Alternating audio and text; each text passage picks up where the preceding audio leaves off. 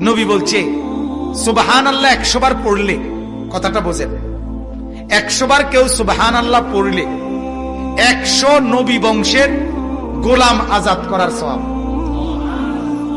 আলহামদুলিল্লাহ 100 বার পড়লে আল্লাহর নবী বলেন 100 ঘোড়া আল্লাহর রাস্তায় যুদ্ধের জন্য দান করার সওয়াব। 100 বার আল্লাহু আকবার পড়লে আল্লাহর নবী বলেন 100 উট হজ্জের মধ্যে আল্লাহর রাস্তায় কোরবানি করার সওয়াব। কয়টার সওয়াব কইলাম? সুবহানাল্লাহ, আলহামদুলিল্লাহ, আল্লাহু আকবার।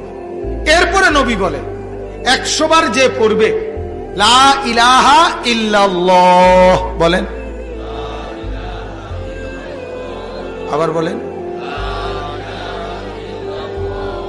লা ইলাহা ইল্লাল্লাহ, লা ইলাহা ইল্লাল্লাহ, লা ইলাহা ইল্লাল্লাহ। তাসবিহ পড়তে যেন তাড়াহুড়া না হয়, ঠিক আছে না? ইনশাআল্লাহ সুন্নত, সুন্নত হইলেও ধীরে ধীরে পড়া, এক এক নিঃশ্বাসে এক একবার পড়া। সুবহানাল্লাহ, সুবহানাল্লাহ, সুবহানাল্লাহ, সুবহানাল্লাহ, সুবহানাল্লাহ, সুবহানাল্লাহ, আলহামদুলিল্লাহ, আল্লাহু আকবার। কয় আসেনি মানে না হলে না দেখছি, না থাকলে কেবল শান্তির দেশের থেকে করি ইরিনি তসবি। আপনি কন এটা তসবি? হ্যাঁ, কিতা কইছেন? এটি কিতা? না শয়তানি না বলি, মূলত এটা অবুঝ, ভুল পদ্ধতি। কি পদ্ধতি বলেন? ভুল কি না বলেন? তাসবিহ পড়বেন এক নিঃশ্বাসে একবার। কয় নিঃশ্বাসে কয়বার?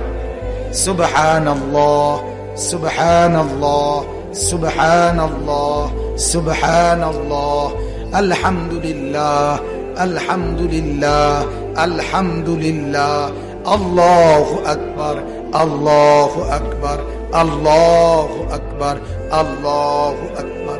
এভাবে আসরের পরে, ফজরের পরে, নামাজের পরে যে 100 দানার তাসবিহ পড়েন 33, 33, 34 বার, এটা এইভাবে পড়ে। যদি বলেন হুজুর আপনার সময় কম, তাহলে আপনি পড়েন না, বাবুরা আপনি জন একেবারে বেশি কামিল হয়েছেন, কামি করেন। কথা বুঝেন না?